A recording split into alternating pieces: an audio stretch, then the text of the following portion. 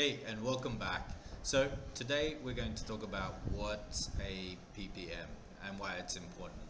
So PPM stands for Private Placement Memorandum. So this is a fancy way of basically saying about what you're investing in. So this is very important in real estate. There's many reasons why people would have a private placement memorandum. Normally, if you're raising funds for a 506c, which is for accredited investors to be able to invest into you directly, not through a broker, or through the crowdfunding website may be another option where people are telling you what you're buying into and what you're getting. So the private placement memorandum has a lot of details, and we're going to go through that right now. Not in detail, just at a high level. Okay, so let's look at the structure of the PPM in short. So first you're going to have an introduction. So the introduction should give you a good summary of all the other elements that are in this document, and this will give you a quick read, allows you to assess if it's worth reading more or not within the introduction. So next we'll go into the investment summary, so it should tell you what you're really investing in. Now, quite often here it's going to have facts, figures, growth, demographics, and details like that. This is generally your first point of research to actually see if what they're saying is true and substantial.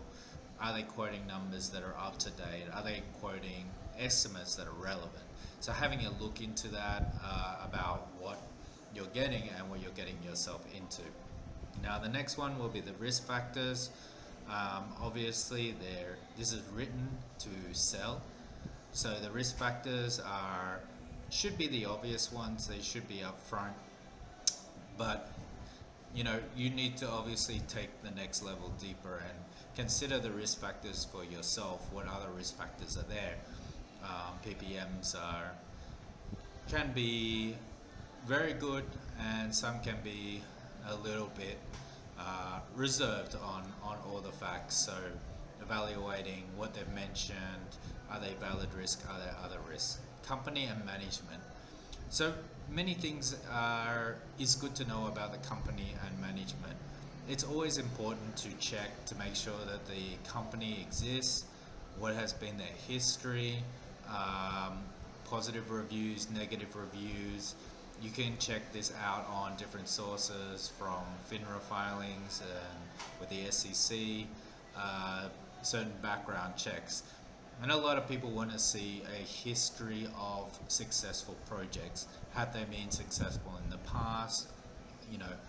Is the projects real that they've talked about in this PPM, and what are other aspects are there? So doing a deep dive into the people and getting to know the people. It's about, is this person have success in the past? That's more likely to mean they have success in the future. The use of proceeds, so this is very important.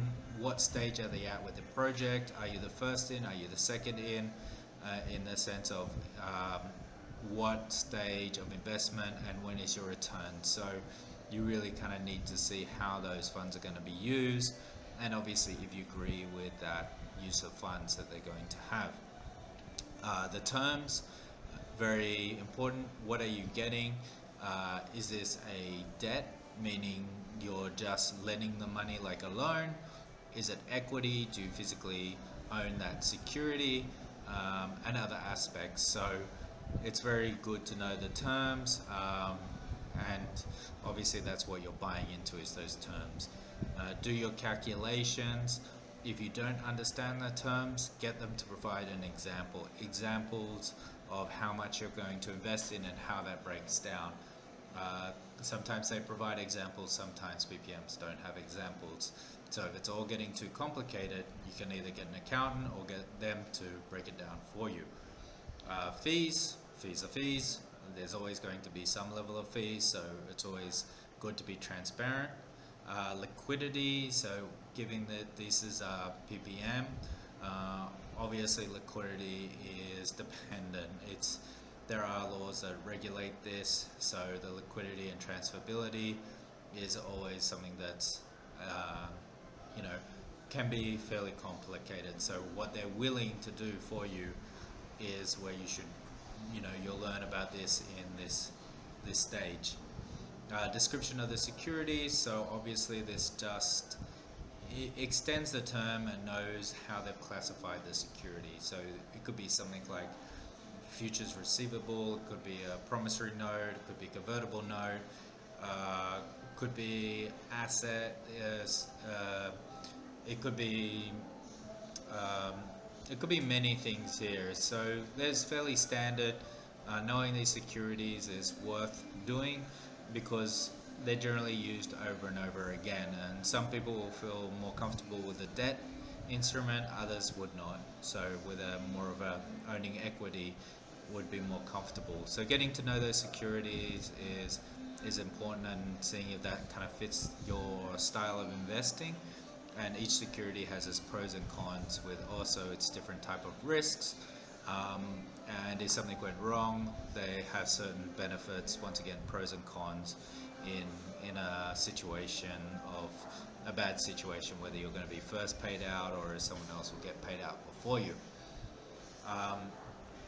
Timing and location of funds, I think that is self-explanatory, and the conflicts, tax, we won't get into, but obviously if you're looking for tax, different tax structures and how that could benefit your tax, this could be very important for you.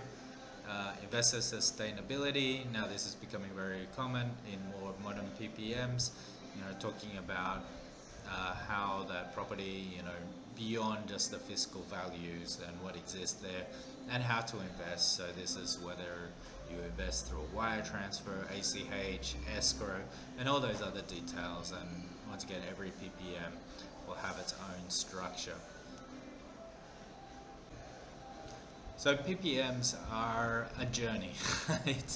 They can be quite complicated in the beginning to understand. It takes time to read them.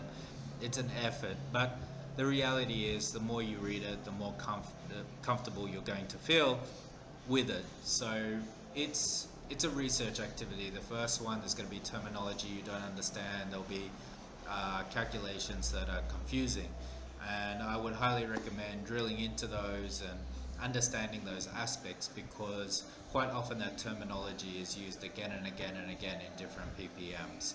So get the PPM, understand it. I'd highly recommend reading multiple so you can compare, see what you're going to get, and generally if you're going to be investing into it, you can ask the questions, you can talk to the owner, you can ask for examples, you can ask for the breakdown and clarification.